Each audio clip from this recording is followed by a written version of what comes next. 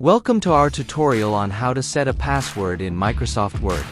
In this guide, I'll show you how to protect your documents with a password to keep them secure. First, open the document you want to protect with a password in Microsoft Word.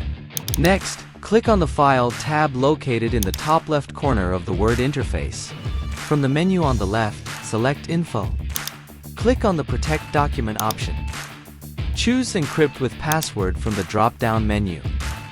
In the dialog box that appears, type in your desired password. Confirm your password by typing it again in the confirmation box. Finally, save your document. Your password protection will be applied when you save the document. And there you have it. You've successfully set a password in Microsoft Word to protect your document. If you liked this video, subscribe and hit the post notification icon for more. Thanks for watching.